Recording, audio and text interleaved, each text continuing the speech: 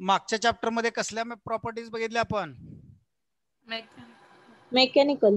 सॉलिडचे फक्त काय बघितले आपण? मेकॅनिकल प्रॉपर्टी बघितली. सर्वसाधारणपणे मागच्या चॅप्टर मध्ये आपण अशा पद्धतीनं एखाद्या सॉलिडच्या पार्टिकलच्या मोशनच्या संदर्भात आपण काही मेकॅनिकल इक्विलिब्रियम स्टेट घेतली बघा. मेकॅनिकल इक्विलिब्रियम कधी म्हणायचं रे? सिस्टीम इज किंवा body is at mechanical equilibrium कधी म्हणायचं? तर त्या बॉडीवर ऍक्ट केलेला जो फोर्स आहे बाहेरून, तो फोर्स त्या प्रत्येक बॉडीच्या पार्टिकलवर जर इक्वली ऍक्ट झाला, म्हणजेच थोडक्यात बॉडीच्या प्रत्येक पार्ट मध्ये जर आपण बघितलं तर इक्वल फोर्स जर ऍक्ट होत असेल, तर तिथल्या असणाऱ्या जे पार्टिकल आहेत त्यांना मिळणारा मोमेंटम सुद्धा सगळ्यांचा कॉन्स्टंट असतो. आणि मग तो मोमेंटम कसला पण असू द्या, म्हणजेच मायग्रेशनल असू द्या किंवा रोटेशनल असू द्या किंवा मग व्हायब्रेशनल असू द्या. आता आपण सॉलिड घेतलाय म्हटल्यावर फक्त व्हायब्रेशनलच असणार आहे. आणि मग अशा पद्धतीनं हा मोजण्यासाठी आपण लेंथ, त्याचबरोबर मास, त्याचबरोबर टाइम या फॅक्टरचा उपयोग केला. आता थोडंसं काय करायचं आहे, हे आपण कधी बघितलं? जर बाहेरचं टेम्परेचर कॉन्स्टंट असेल तर, म्हणजे त्या बॉडीचं टेम्परेचर जर कॉन्स्टंट राहत असेल तर. पण आता आपल्याला अजून एकदा मेकॅनिकल इक्विलिब्रियम जर बघायचं असेल तर आपल्याला या ठिकाणी टेम्परेचरचा सुद्धा विचार केला पाहिजे. म्हणजे बॉडीमध्ये असणाऱ्या हीट एनर्जीचा विचार केला पाहिजे. आणि मग या टेम्परेचरला किंवा हीटला आपण चौथी फंडामेंटल क्वांटिटी असं म्हणू. लेंथ, मास, टाइम आणि मग टेम्परेचर किंवा हीट एनर्जी, याला आपण चौथी क्वांटिटी म्हणूया. म्हणजे याचा विचार करून आता आपल्याला ते मेकॅनिकल इक्विलिब्रियम त्या बॉडीचा किंवा त्या सिस्टीमचा आपल्याला डिफाईन करणं गरजेचं आहे. आता सर्वसाधारणपणे हे टेम्परेचर आणि हीट काय आहे रे? टेम्परेचर आणि हीट तर साधारणपणे टेम्परेचर आपण कशा पद्धतीने म्हणतो की आपल्याला बाबा एखाद्या बॉडीला आपण जर टच केला तर त्या बॉडीचा आपल्याला होणारा जे सेन्सेशन आहे, सेन्सेशन, त्याला आपण म्हणतो टेम्परेचर. त्या बॉडीच्या सेन्सेशनला. मग बॉडी हॉट आहे, बॉडी कोल्ड आहे, अशा पद्धतीने आपण म्हणतो. आता साधारण काही एक्झाम्पल तुम्हाला दिलेले आहेत बघा. एखादा फ्राईंग पॅन गरम असेल, त्याच्यावर आपण जर वॉटरचे काही ड्रॉप टाकले तर लगेच चरचर असा आवाज येतो बघा. आणि त्या ड्रॉप एकदम वेपर मध्ये कन्व्हर्ट होतात का नाही? मग आपण म्हणतो फ्राईंग पॅन हॉट आहे. कुणापेक्षा हॉट आहे? तर जे तुम्ही ड्रॉप टाकले की नाही त्याच्यापेक्षा निश्चितपणे हॉट आहे. किंवा आपल्या स्किनचं जे टेम्परेचर आहे त्याच्यापेक्षा निश्चितपणे हॉट आहे. असे बरेचसे एक्झाम्पल तुम्ही घेता. आता ताप बघायचा असेल तर लगे काय थर्मामीटर काढत नाही आपण असं करतो बघा, असं करतो. म्हणजे थोडक्यात आपल्याला त्याचं सेन्सेशन कसं होतं हे आपण बघतो. आणि मग sensation of a body either hot or cold is nothing but temperature. त्याला आपण टेम्परेचर असं म्हणतो. मग हीट एनर्जी काय आहे?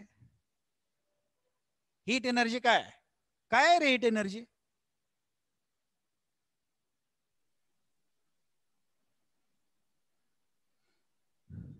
हीट एनर्जी काय म्हणतो? कशाला म्हणतो आपण हीट एनर्जी?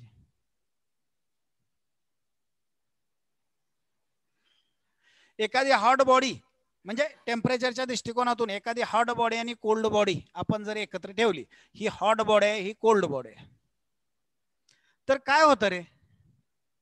ट्रान्सफर होते हीट. हीट म्हणून नका लगेच. एनर्जी, हे बघा, ह्या हॉटर बॉडी कडून एनर्जी ट्रान्सफर होते. मग ती कंडक्शनच्या स्वरूपात होत असेल, त्याचबरोबर तुमच्या कन्व्हेक्शनच्या स्वरूपात होत असेल आणि रेडिएशनच्या स्वरूपात. आता इथं सॉलिड आहे, मग कन्व्हेक्शनचा काही विचार करायला नको, मग कंडक्शन. बरं, प्रत्येक बॉडी कंडक्टिव्ह असेल असं नाही. मग राहिला रेडिएशनचा भाग. म्हणजे काही एनर्जी या हॉटर बॉडी करून कोल्डर बॉडीकडे जाते. म्हणजे नक्की काय जातं रे?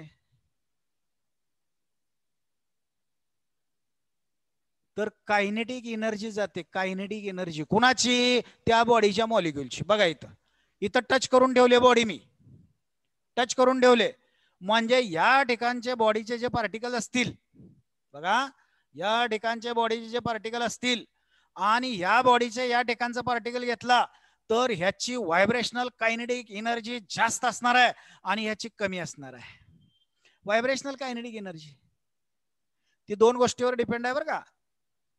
त्या पार्टिकल हे बघा त्याचा फॉर्म्युलाच आहे E equal to twice pi square M, twice pi square M N square A square, हा फॉर्म्युला आहे बघा. त्यातलं पार्टिकलचं मास आपण कॉन्स्टंट धरू, पाय कॉन्स्टंट आहे, टू कॉन्स्टंट आहे, एन म्हणजे काय तर फ्रिक्वेन्सी, म्हणजे एका सेकंदात किती व्हायब्रेशन त्याला म्हणतो आपण फ्रिक्वेन्सी. आणि स्वतःच्या मेन पोझिशन पासून किती डिस्प्लेस झाला जास्तीत जास्त त्याला म्हणतो अँप्लिट्यूड. त्याला काय म्हणतो? अँप्लिट्यूड. या दोन गोष्टीवर डिपेंड आहे. आता मला सांगा या ठिकाणी अँप्लिट्यूड फारसा वाढत नाही असं समजू आपण, कारण सॉलिड आहे. मग राहिलं कोण रे? राहिलं कोण?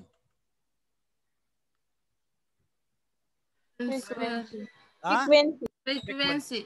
म्हणजे आता बॉडी कोल्ड आहे म्हणजे ते मॉलिक्यूल हळू व्हायब्रेट होत आहेत आणि बॉडी हॉट आहे म्हणजे मॉलिक्यूल कसे व्हायब्रेट होत असतील रे?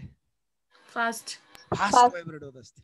मग मला सांगा इथं हॉट बॉडी आहे, ह्या बॉडीचा मॉलिक्यूलचा व्हायब्रेशनल अँप्लिट्यूड मोठा पण आहे आणि फ्रिक्वेन्सी पण जास्त आहे. आता ही बॉडी जर आपण कॉन्टॅक्ट मध्ये ठेवली तर इथून ही एनर्जी रेडिएशनच्या स्वरूपात याच्या ॲटमवर जाऊन आदळते. आदळले की ते मॉलिक्यूल ती एनर्जी गेन करतात आणि स्वतः व्हायब्रेट व्हायला लागतात जरा जास्त अँप्लिट्यूडनं आणि फ्रिक्वेन्सीनं. म्हणजे अशा पद्धतीनं ही रेडिएशन्स जशी यामध्ये कोल्ड बॉडीमध्ये एंटर होतील तसं त्या बॉडीचे मॉलिक्यूल किंवा पार्टिकल ते एनर्जी घेतील, स्वतःचा व्हायब्रेशनचा अँप्लिट्यूड पण वाढवतील आणि स्वतःचा व्हायब्रेशनची फ्रिक्वेन्सी पण वाढवतील. अशा पद्धतीनं पार्टिकलची मोशनच्या स्वरूपात एनर्जी जी काय हॉटर बॉडीकडून कोल्डर बॉडीकडे ट्रान्सफर होते त्याला आपण काय म्हणतो रे? त्याला म्हणतो हीट एनर्जी. त्याला काय म्हणतो? एनर्जी. Heat energy. समजलं का? हीट एनर्जी म्हणजे काय? The energy which is transferred from hotter body to colder body in the form of and gain in the form of vibrational kinetic energy किंवा vibrational rotational migrational kinetic energy of the molecules of that colder body. This transfer of energy is nothing but the heat energy. त्याला म्हणतो आपण heat energy. आणि मग अशा बॉडीला आपण हात लावला म्हणजे आपल्या पण हीट एनर्जी आहे. म्हणजे हे मॉलिक्यूल सुद्धा आपले जे आहेत का नाही, त्वचा वगैरे इथं जे काय आहेत हे पण व्हायब्रेशनल स्टेट मध्ये आहेत. हे पण कशा आहेत? व्हायब्रेशनल स्टेट मध्ये आहेत. मग आपण एका बॉडीला हात लावल्यानंतर त्या बॉडीचे मॉलिक्यूल जर आपल्यापेक्षा जास्त फ्रिक्वेन्सीनं आणि अँप्लिट्यूडनं व्हायब्रेट होत असतील तर ती बॉडी कशी वाटेल रे आपल्याला? सेन्सेशन कसं होईल त्या बॉडीचं? हॉट. आणि जर कमी फ्रिक्वेन्सी आणि अँप्लिट्यूडनं व्हायब्रेट होत असतील तर आपल्याला ती कोल्ड वाटणार आहे. ह्या सेन्सेशनला म्हणायचं टेम्परेचर. म्हणजे थोडक्यात temperature is the way of measurement of the heat energy stored in the body. बॉडीमध्ये किती हीट एनर्जी स्टोअर आहे हे मोजण्याचा एक मार्ग म्हणजे टेम्परेचर. आणि त्याचं इक्वेशन पण एक झालंय तुम्हाला 7वी 8वीला. काय झालंय रे इक्वेशन? बघूया बरं, तुम्हाला माहिती आहे का? ह्या बॉडीचं मास समजा एम आहे. या बॉडीचे स्पेसिफिक हीट म्हणजे त्या बॉडीच्या युनिट मासचं टेम्परेचर 1 डिग्रीनं वाढवण्यासाठी लागणारी हीट एनर्जी त्याला स्पेसिफिक हीट म्हणतो. त्याला म्हणतो मी सी, स्पेसिफिक हीट. आणि त्या बॉडीचं आत्ताचं टेम्परेचर आहे टी. ते मोजलं मी थर्मोमीटरनं. मग या बॉडीत स्टोअर्ड हीट एनर्जी किती रे?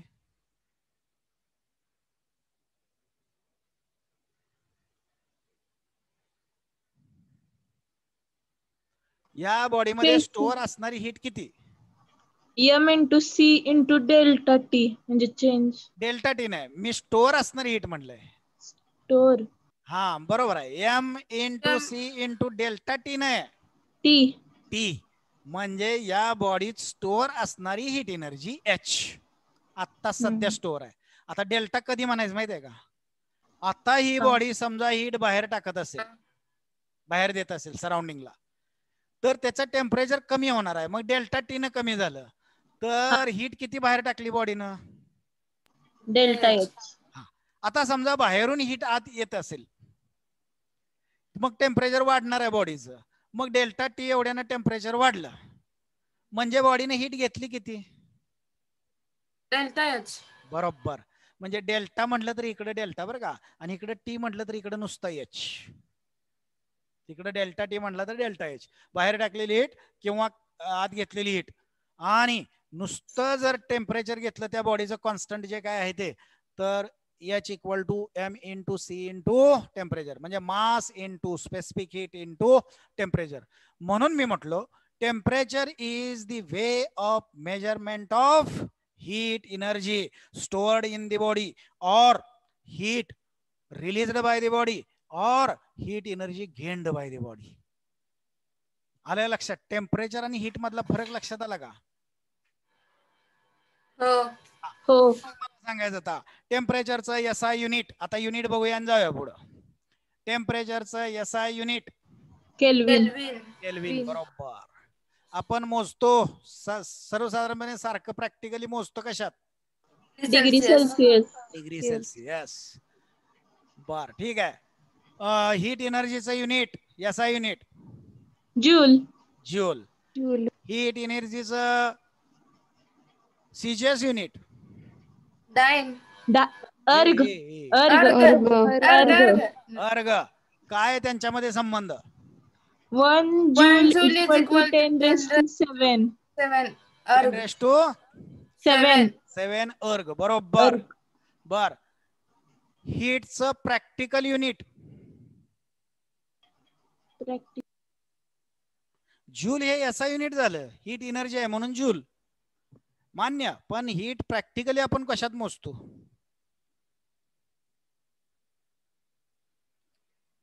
प्रॅक्टिकली कशात मोजतो?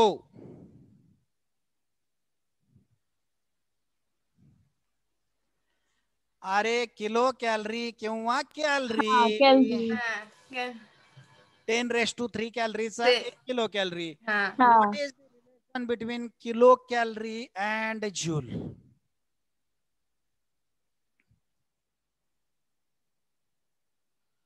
हीटचं प्रॅक्टिकल युनिट आणि हीटचं एसआय युनिट, हीट एनर्जीचं एसआय युनिट आणि प्रॅक्टिकल युनिट यांच्यामध्ये काय संबंध असतो?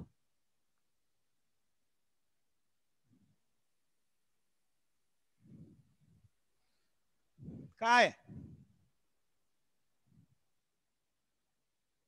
झालं?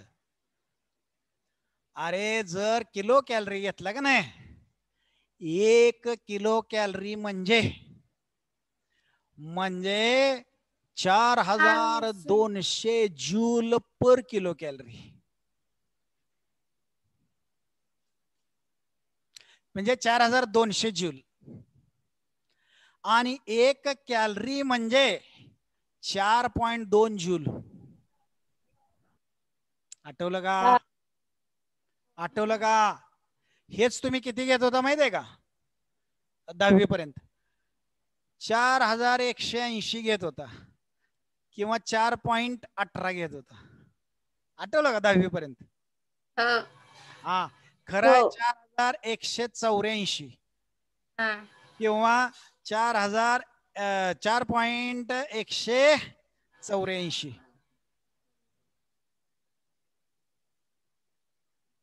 राहील का लक्षात? हो. मग त्यापेक्षा एक लक्षात ठेवा, ह्या दोघांच्या मध्ये असणारा कन्व्हर्जन फॅक्टर बघा. कन्व्हर्जन फॅक्टर त्याला जे म्हणतात मेकॅनिकल इक्विव्हॅलंट. काय म्हणतात त्याला? मेकॅनिकल इक्विव्हॅलंट लिहून घ्या. मेकॅनिकल इक्विव्हॅलंट म्हणजे कॅलरीचं जूल आणि जूलचं कॅलरी किंवा किलो कॅलरी करणारा फॅक्टर. बघा तो जे न दाखवलाय मी, जे ह्या जे ची किंमत किती घ्यायची सांगतो तुम्हाला. 4200 जूल पर किलो कॅलरी किंवा जे equal to 4.2 joule per calorie. हे बघा कन्व्हर्जन फॅक्टर लिहून घ्या तिथं. अशा पद्धतीनं प्रॅक्टिकल युनिटचं SI युनिट मध्ये आणि SI युनिटचं प्रॅक्टिकल युनिट मध्ये कन्व्हर्जन करायचं. ठीक आहे. बर मग लिहिलं का? हो. हा. आता मला एक सांगा, what are the dimensions of heat?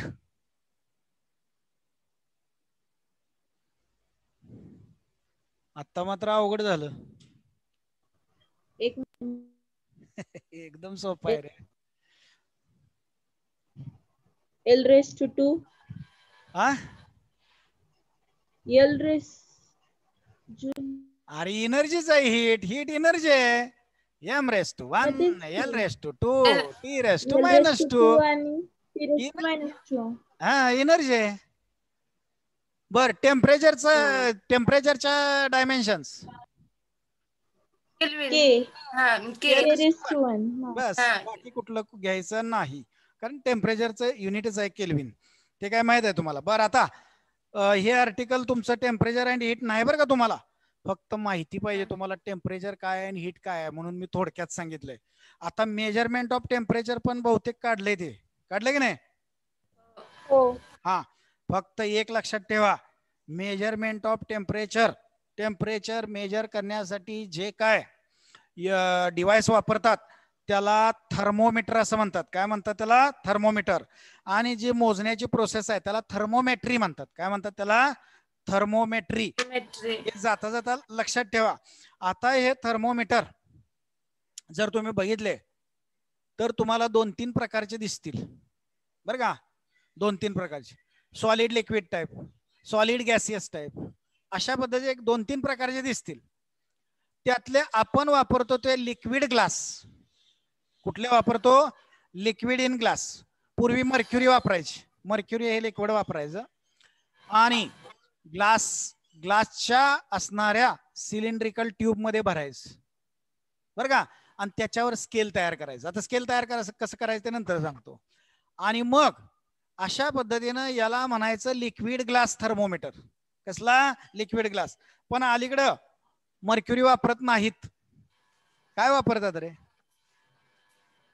Mercury काळा दिसतो जरा. आता अलीकडे कसला दिसतो? तांबूस कलरचा, गुलाबी कलर दिसतं का? गुलाबी कलरचा. हा ते अल्कोहोल असतं. काय असतं? अल्कोहोल थर्मोमीटर मध्ये वापरतात. आता हे जाता फक्त एवढंच सांगतो की हे थर्मोमीटरचं स्केल कसं ऍडजस्ट करतात. बघा इकडं काय करायचं, प्युअर वॉटर घ्यायचं. प्युअर वॉटर म्हणजे डिस्टिल्ड वॉटर. त्यामध्ये कुठलंही दुसरं काय असलं नाही पाहिजे, फक्त H2O मॉलिक्यूल. अशा पद्धतीनं वॉटरचा प्युअर फॉर्म घ्यायचा आणि या प्युअर वॉटरचं टेम्परेचर कमी करायचं. टेम्परेचर कमी करत करत करत करत गेला की तुमच्या असं लक्षात येईल, हे जे वॉटर आहे हे वॉटर सगळंच्या सगळं आईस वॉटर मध्ये बदलेल. एका कमी टेम्परेचरला ते वॉटर आईस स्टेटला बदलेल. मग याच्यामध्ये थर्मोमीटर टाकायचा तुमचा. हा थर्मोमीटर टाकला, थर्मोमीटरचा हा बल्ब ज्याच्यामध्ये अल्कोहोल आहे, आणि मग त्या अल्कोहोल कडून हीट बाहेरच्या वॉटरला जाईल म्हणजे आईसला, आणि त्यामुळं अल्कोहोलचं टेम्परेचर कमी होईल म्हणजे त्याचा व्हॉल्यूम पण कमी होतो. एक लक्षात ठेवा, जनरली तुम्ही जर बघितलं जनरली तर सगळेच्या सगळे जे सबस्टन्स आहेत त्या सबस्टन्सचा व्हॉल्यूम हा तुम्ही टेम्परेचर कमी करत करत करत गेला की तो व्हॉल्यूम कमी कमी कमी कमी होत जातो. काय होतो रे? व्हॉल्यूम काय होतो? कमी होत जातो. कमी होत जातो. ह्याला फक्त अपवाद आहे, एक अपवाद आहे फक्त. कुठला अपवाद आहे माहित आहे का तुम्हाला?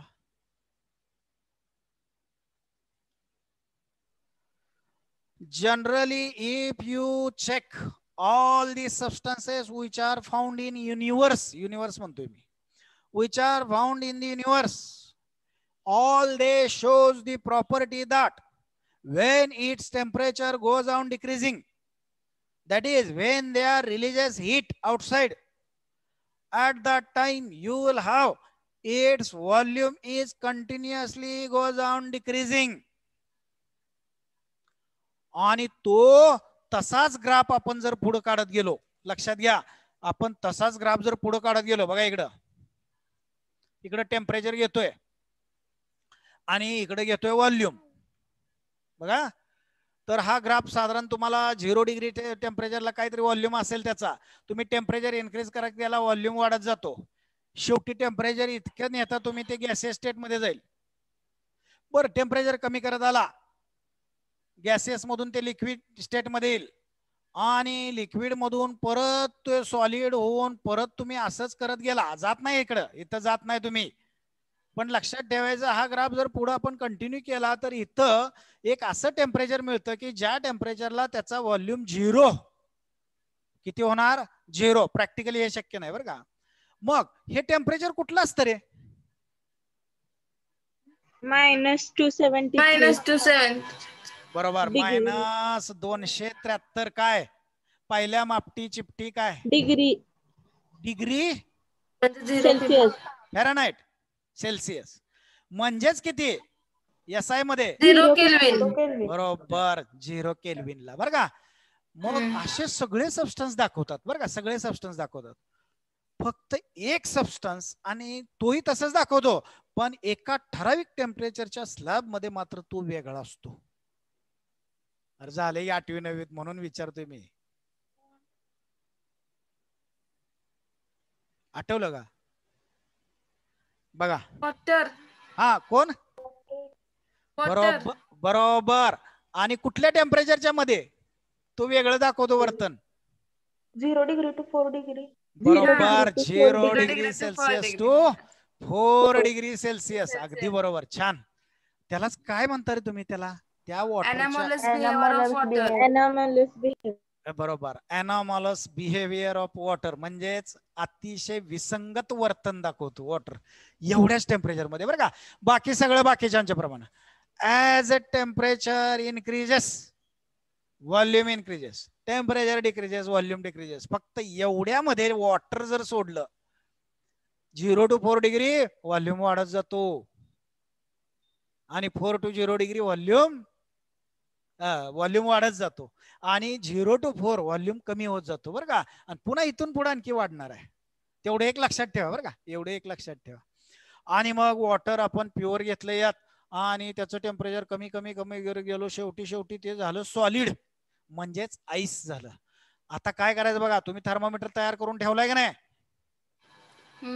हा, एक ग्लास ट्यूब घेतले, त्यात कॅपिलरी आहे, कॅपिलरी म्हणजे स्मॉल बोर आहे, त्यामध्ये तुम्ही एक बल्ब खाली तयार केलाय, बल्ब, त्यात अल्कोहोल भरून ठेवलंय. आता एक ठराविक क्वांटिटीचं अल्कोहोल भरून ठेवलंय, बल्ब भरून थोडस वर राहिलं पाहिजे, अशा पद्धतीने तुम्ही अल्कोहोल भरलंय. आता तो थर्मामीटर लावायचा आईस मध्ये, आणि मग आईस मध्ये लावला की अल्कोहोल आतलं व्हॉल्यूम कमी कमी कमी कमी होत येतो, आणि एका ठराविक व्हॉल्यूम जवळ थांबतो. इथं थांबला समजा, लगेच इथं तुम्ही खून करायचे, त्याला काय म्हणायचं रे? 0 डिग्री सेल्सिअस म्हणायचं. आता काय करायचं बघा, हिटिंग चालू करायचं, मग हळूहळू हळूहळू सगळं आईस कन्वर्ट होतं कशामध्ये? लिक्विड मध्ये. आणि मग लिक्विड वॉटर मध्ये कन्वर्ट झालं की पुन्हा इथं जोपर्यंत सगळं आईस लिक्विड मध्ये होत नाही, तोपर्यंत थर्मामीटर तुम्हाला टेम्परेचर 0च दाखवणार आहे. आता सगळं आईस कन्वर्ट झालं की मग पुन्हा थर्मामीटर मधलं टेम्परेचर वाढत जाईल, म्हणजेच थर्मामीटर मधला हा जो अल्कोहोल आहे, त्या अल्कोहोलचा व्हॉल्यूम वाढत वाढत वाढत वाढत वाढत वाढत जातो, आणि वाढत वाढत गेला की शेवटी तुम्हाला अशा ठिकाणी जाऊन परत थांबेल की ज्या ठिकाणी हे वॉटर तुम्हाला बॉईल झालेलं दिसेल आणि व्हेपर मध्ये कन्वर्ट झालेलं दिसेल, अशा वेळी सुद्धा इथं टेम्परेचर कॉन्स्टंट राहतं. किती डिग्री रे? अरे किती डिग्रीला बॉईल होतं? 100 डिग्री 100 म्हणजे डिग्री इथं खून करायचे, इथं जिथं तो अल्कोहोल इथं येऊन थांबलाय कॉन्स्टंट हाईटला तिथं खून करायचे आणि इथं म्हणायचं 100 डिग्री सेल्सिअस. आणि मग मधले किती पार्ट पडायचे हे तुमच्यावर डिपेंड आहे.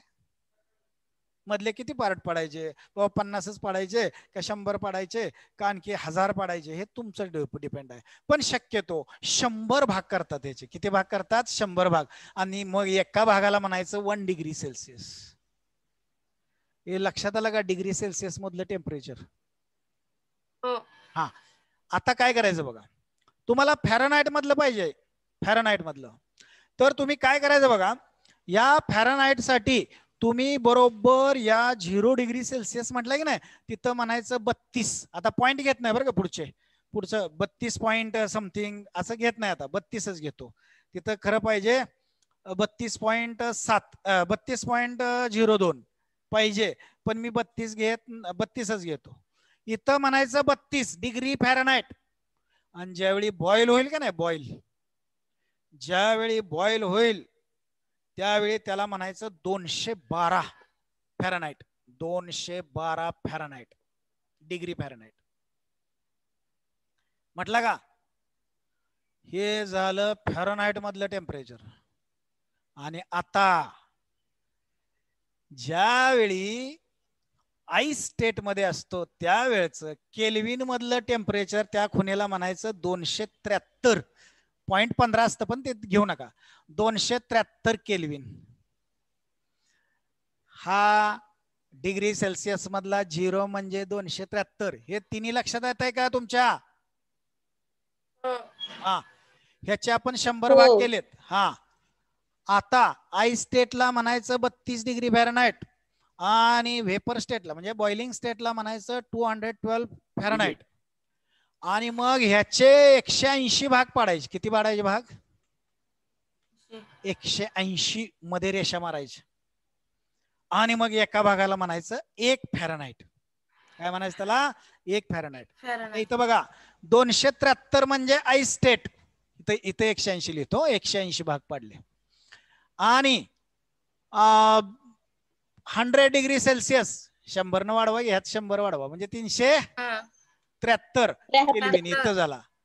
म्हणजे ह्याचे पाडायचे किती भाग? तर 100च भाग करायचे. 100च भाग. कारण डिग्री सेल्सिअस मधली वाढ आणि केल्विन मधली वाढ समान असते. म्हणून इथं पण भाग किती करायचे? 100च भाग करायचे. वर लिहितो इथं. म्हणजे 100 भाग म्हणजे 100 रेषा मारायच्या अशा. आणि त्यातल्या एका रेषेला म्हणायचं काय? 1 केल्विन. किती म्हणायचं? 1 केल्विन. आता तुम्हाला इथं सगळ्यात महत्वाची बाब म्हणजे फॅरनहाइटचं डिग्री सेल्सिअस फॅरनहाइट करण्यासाठी आपल्याला त्यांच्यामध्ये एक प्रॉपर असं रिलेशन माहिती असलं पाहिजे. आणि हे माहिती होण्यासाठी तुम्ही एवढंच लक्षात ठेवायचं. बघा मी काय करतोय, डिग्री सेल्सिअस मधलं इथलं कुठलं तरी टेम्परेचर घेतलं, TC म्हणतोय मी त्याला, सेल्सिअस मधलं टेम्परेचर बरं का.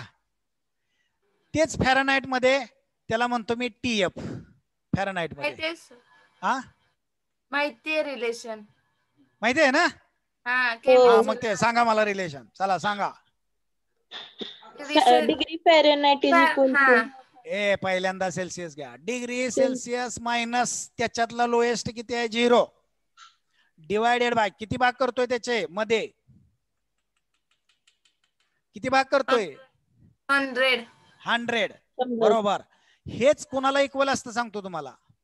तेच टेम्परेचर फॅरनहाइट मध्ये जर TF असेल तर त्यातून खालचा वजा करायचा. किती आहे खाली शेवट? 32. TF मायनस 32 डिवायडेड बाय किती भाग केले त्याचे? 180. आणि हेच कुणाला इक्वल असतं सांगतो तुम्हाला. समजा तेच टेम्परेचर या ठिकाणी केल्विनच असेल तर TK म्हणतो. TK मायनस कमीत कमी किती आहे त्यातलं? 273. 273 डिवायडेड बाय किती भाग केलेत? 100. 100. हे बघा, हे एवढं लक्षात ठेवायचं, लिहून घ्या किंवा लक्षात ठेवा. कसं आहे बघा, आणि मग ह्याच्यावरून तुम्हाला पाहिजे त्यांच्यात रिलेशन आणता येत. बघा, हे डिग्री सेल्सिअस आणि हे केल्विन ह्यांच्यातलं रिलेशन बघा. बघा इकडं, TC minus 0/100 equal to TK minus 273 divided by 100. 100 ला 100 गेला, 0 काय घ्यायची गरज नाही. TC equal to TK minus 273. आलं का रिलेशन? म्हणजेच हो. TK equal to TC plus 273. Degree Celsius मध्ये 273 मिळवलं काय येतं? डिग्री. केल्विन. तसंच आता मला TC आणि फॅरनहाइट मधलं पाहिजे. बघा, हेच रिलेशन घ्यायचं. आता ह्या दोघांचं घेऊया. मग TC मायनस 0 लिहित नाही आता, upon 100 equal to TC minus 0 काय घेत नाही बरं का, TF मायनस 32 डिवायडेड बाय 180. बघा, आता मी काय करतो, 180 इकडे घेतो मल्टिप्लाइड, म्हणजेच TC into 180 divided by 100 equal to TF minus 32. मग इथं 0 ला 0 गेला, कमी करा जरा, 18/10 राहिला, काय कमी होईल? 9/5. 9/5. 2 90 आणि 2 5 बरोबर.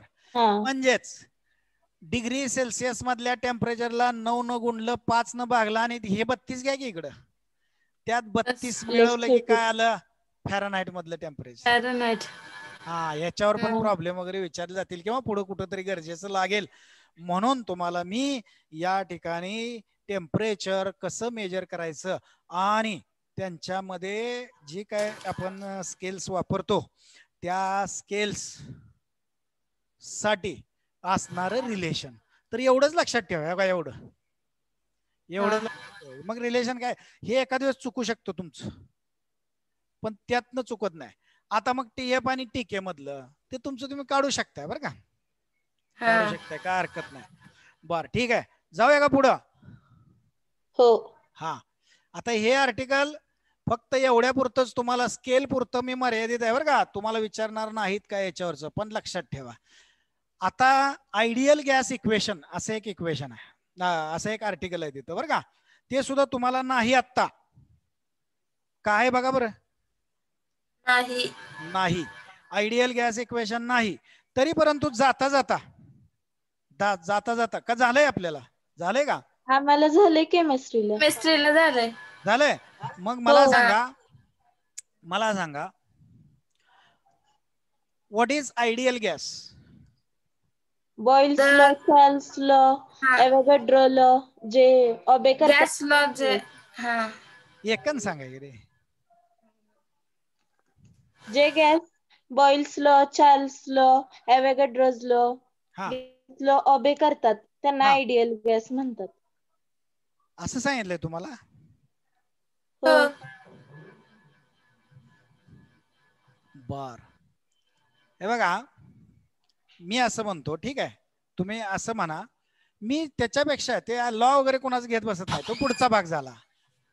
त्याच्या अगोदर मी असं म्हणतो, दी gas which perfectly obeys the proper relation between pressure, its volume and its temperature is called ideal gas. का चुकीचं वाटतंय काय? नाही. मग ते लॉस कशाला सांगत? लॉ पुढचा भाग आहे रे, लॉ हा पुढचा भाग आहे. तर कसं असतं, एखादी गॅसेस सिस्टीम तुम्ही जर घेतली एन्क्लोजर मध्ये, आता या गॅसियस सिस्टीम मध्ये मी थर्मोडायनॅमिकली इंजिन घेतो. थर्मोडायनॅमिकली इंजिन कसं असतं रे, काय असतं थर्मोडायनॅमिकली इंजिन मध्ये?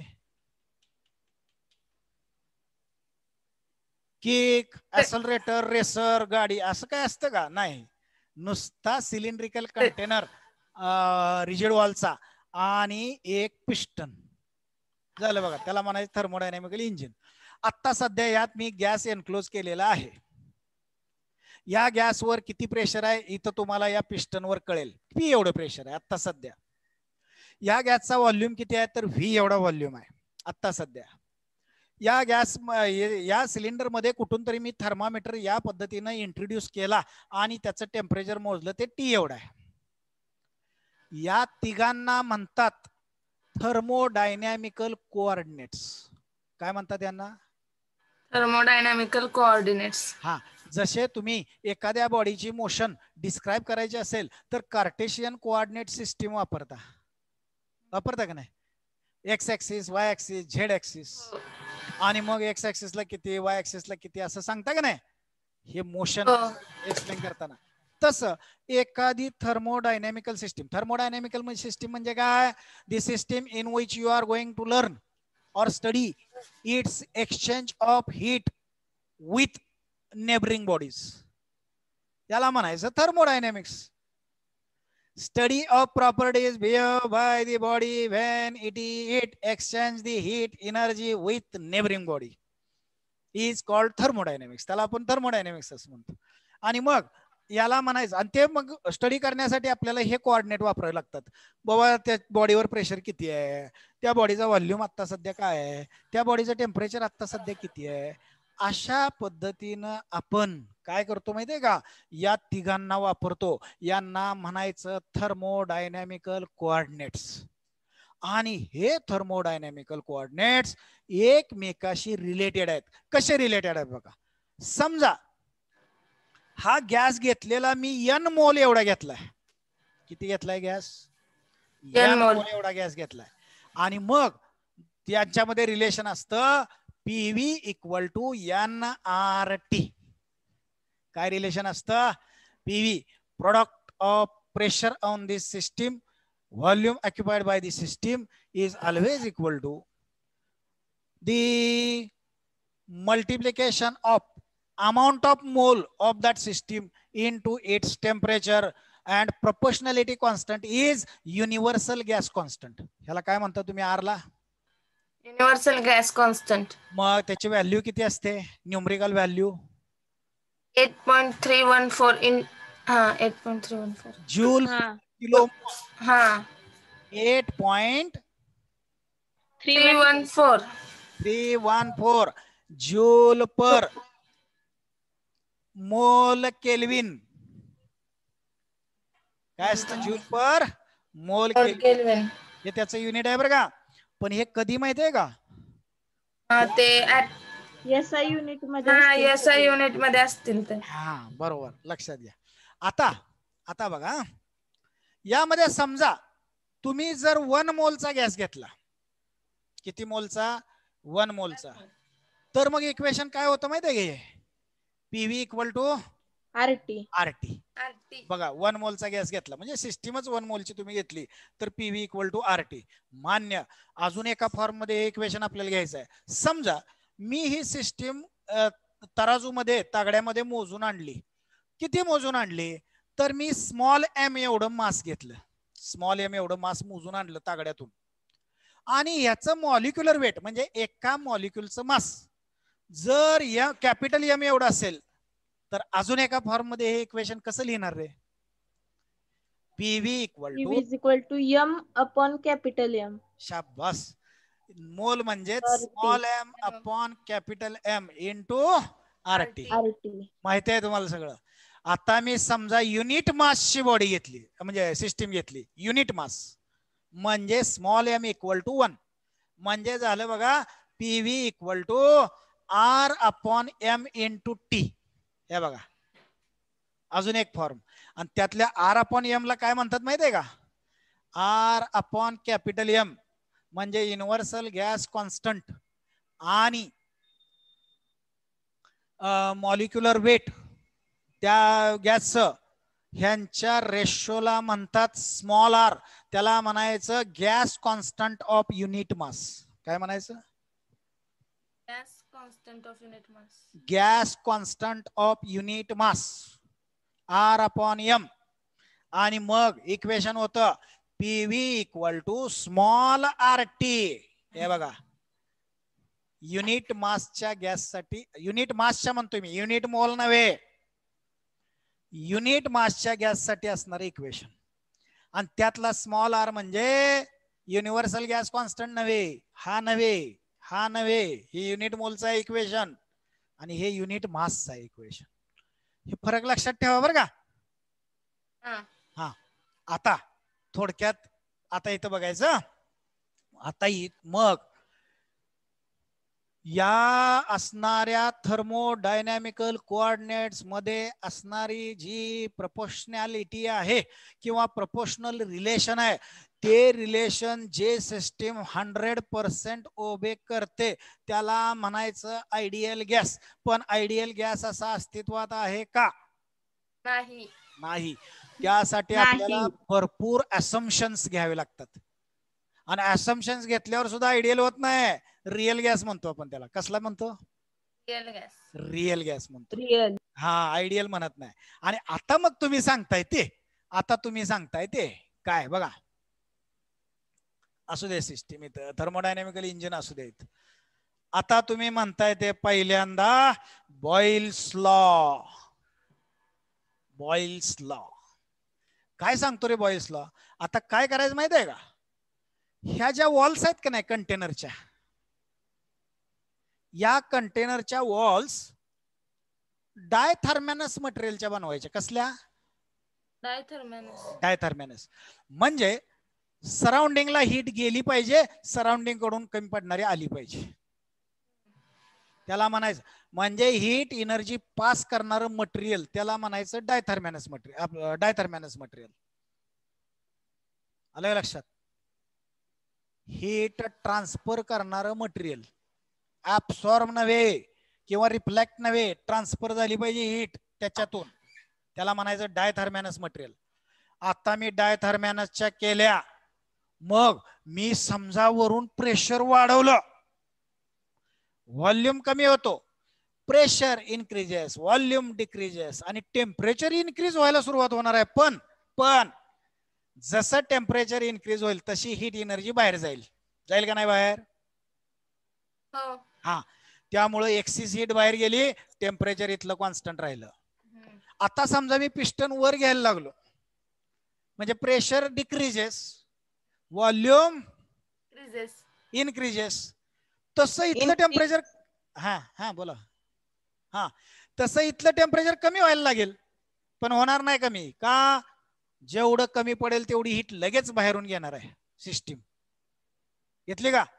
म्हणजे अशा पद्धतीनं हीट एक्सचेंज झाल्यामुळं त्या सिस्टीमचं टेम्परेचर राहतं कॉन्स्टंट. आणि मग टेम्परेचर कॉन्स्टंट राहिलं की तुम्ही 1 मोलचा गॅस घेतलाय बरं का, मी आता 1 मोलचाच घेतो. तुम्ही काय करणार, हे लिहून घेतलं का रे मगाच? हा, नोट डाऊन करायचं लगेच. आता बघा, मग टेम्परेचर कॉन्स्टंट राहिलं, आर अगोदरच कॉन्स्टंट आहे, म्हणजे राहिलं काय तर पीव्ही इक्वल टू कॉन्स्टंट, म्हणजेच P is inversely proportional to volume. याला म्हणायचं बॉइल्स लॉ. काय म्हणायचं याला? Boyle's law. आता मी ठेवणार आहे प्रेशर कॉन्स्टंट. बघा, त्याला म्हणता तुम्ही चार्ल्स लॉ किंवा चार्ल्स लॉ. बघा, मी ठेवणार आहे प्रेशर कॉन्स्टंट, म्हणजे पिस्टनला वर मूव्ह होऊ देणार आणि ह्याला हीट एनर्जी बाहेरून देऊन. आता मात्र इकडे लक्षात ठेवा, आता मात्र मला या थर्मोडायनॅमिकल इंजिनच्या वॉल्स बदलल्या पाहिजेत. या रिजिड वॉल्स आता कसल्या केल्या पाहिजेत रे? ज्या अर्थी टेम्परेचर बदलायचं आहे त्या अर्थी वॉल्स कशा पाहिजेत? अथर्मॅनस मटेरियल. कसल्या? अथर्मॅनस म्हणजे हीट आतली बाहेर जात नाही, बाहेरचे आत येत नाही. हीट आतली बाहेर नाही, बाहेरचे आत नाही. लक्षात ठेवायचं. अथर्मॅनस मटेरियलच्या मी वॉल्स केलेत. आता मी हीट एनर्जी द्यायला लागलो, समजा इंजेक्ट केली हीट एनर्जी. आता मला सांगा काय होईल रे? जेवढी हीट घेतली त्यातली काही हीट पिस्टनला वर ढकलण्यासाठी, त्यामुळे प्रेशर राहिलं कॉन्स्टंट, पिस्टन हळूहळू वर ढकलणार. आणि राहिलेली हीट स्वतःचं टेम्परेचर वाढवण्यासाठी म्हणजे इंटरनल एनर्जी वाढवण्यासाठी. आलं लक्षात येतंय का? हो. म्हणजे बदललं कोण? व्हॉल्यूम आणि टेम्परेचर. टेम्परेचर. कारण पिस्टन मी धरला नाही त्यामुळे वर वर वर जाणार आहे म्हणजे प्रेशर कॉन्स्टंट राहील. आणि मग इथं प्रेशर कॉन्स्टंट राहिल्यावर व्हॉल्यूम आणि टेम्परेचर मध्ये हा संबंध असतो. जसा व्हॉल्यूम पण इन्क्रीज होतो आणि टेम्परेचर पण इन्क्रीज. थांबवायचंय काय? हा, टेम्परेचर पण इन्क्रीज होत. आणि याला तुम्ही म्हणता काय? Charles law. When pressure of the system remains constant, then volume of the system is directly proportional to its temperature. त्याला तुम्ही म्हणता चार्ल्स लॉ. आणि आता मी ठेवणार आहे व्हॉल्यूम कॉन्स्टंट. त्याला काय म्हणता तुम्ही? गे-लुसॅक लॉ. गे-लुसॅक लॉ. मग मी व्हॉल्यूम ठेवणार कॉन्स्टंट. आता व्हॉल्यूम कॉन्स्टंट ठेवताना मात्र मला काय करावं लागेल माहित आहे का? तुमच्या सिस्टीमच्या दृष्टीनं निगेटिव्ह वर्क करावं लागेल. मगाशी सिस्टीमनं वर्क केलं त्यामुळे पॉझिटिव्ह. आता सिस्टीमच्या दृष्टीनं निगेटिव्ह वर्क म्हणजे मी पिस्टनला धरणार इथं असं धरणार म्हणजे वर्क कोणाचं झालं? वर्क कोणाचं झालं? हा. आणि मग त्यासाठी मी माझी मसलर एनर्जी वापरली. या सिस्टीम मधलं काहीही वापरलं नाही आणि मग ह्या पिस्टन धरणार इथंच. मग जेवढी हीट आपण इंजेक्ट करू का नाही ती हीट सगळ्याच्या सगळे टेम्परेचर म्हणजे इंटरनल एनर्जी वाढवण्यासाठीच गेली. स्वतः काय सिस्टीम वर्क करत नाही. आणि मग इथं व्हॉल्यूम कॉन्स्टंट राहतो. व्हॉल्यूम एवढाच राहणार. मी धरलाय पिस्टन तिथंच. आणि मग प्रेशर हे वाढत जाणार आहे आणि टेम्परेचर पण वाढत जाणार आहे. मला जाणवणार तिथं जसं टेम्परेचर वाढतंय तसं मॉलिक्युलची मोशन वाढणार आहे आणि मॉलिक्युल जास्त धडकणार आहेत पिस्टनवर आणि जास्त फोर्स अप्लाय करणार आहेत. आणि फोर्स अपॉन एरिया म्हणजे काय? प्रेशर. मला जाणवणार आहे ते प्रेशर. पण मी जेवढं प्रेशर वाढेल तेवढी मी माझी एनर्जी खर्च करणार आहे पिस्टनला तिथंच धरण्यासाठी म्हणजे व्हॉल्यूम कॉन्स्टंट राहतो. याला म्हणायचं काय? गे-लुसॅक लॉ. आणि अजून एक लॉ आहे रे माहित आहे का? ॲव्होगाड्रोज लॉ. काय काय सांगतो? At a constant temperature and pressure, equal volume of all gases contain equal number of molecules. बरोबर. आणि अजून एक आहे डाल्टन्स लॉ. हा डाल्टन लॉ. काय सांगतो? Partial PV upon T equal to N1 PV upon T N2 P1 V1 upon T1 P2 V2 upon T2. अशा पद्धतीनं तुम्ही जर सगळेच 1 मोलचे घेतले सगळेच गॅसेस तर त्यांच्यामध्ये PV upon T equal to constant. याला म्हणायचं डाल्टन लॉ. काय म्हणायचं याला? Dalton law. अशा पद्धतीने याला म्हणायचं gas equation, ideal gas equation PV equal to NRT. बस ठीक आहे. हे पण करू नका बरं का तुम्ही. आता केमिस्ट्रीला केलंयच म्हणा त्याचा काही विषय नाही. ह्यात फिजिक्स मध्ये तुम्हाला प्रश्न विचारला नाहीत. आता महत्वाचा भाग आपला चालू झाला बघा. थर्मल व्हिडिओ स्टॉप झालाय. स्टॉप झालाय. बरं राहू द्या राहू द्या. होऊ द्या. बरं घाला बॅटरी. नाही 2 मिनिटात संपवतात.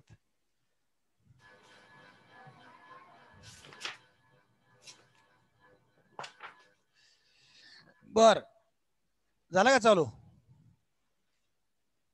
झालं हा. इथपर्यंत फक्त थोडं वाचायचं. काय शंका येईल तिथे विचारायचं. हे तुम्हाला विचारणार नाहीत पण ह्याची माहिती असल्याशिवाय पुढे जाता येत नाही म्हणून तुम्हाला इथपर्यंत थोडं सांगितलेलं आहे. आता इथून पुढे मात्र थर्मल एक्सपेन्शन हे आर्टिकल आहे का? आहे का? हा. साधारण 2 प्रॉपर्टीज आपण बघणार आहे या थर्मल प्रॉपर्टीज. एक एक्सपेन्शनची प्रॉपर्टी आणि दुसरी कंडक्शनची, हीटच्या कंडक्शनची. 2 प्रॉपर्टी आपण ह्या चॅप्टर मध्ये बघणार आहे. Good night to all of you.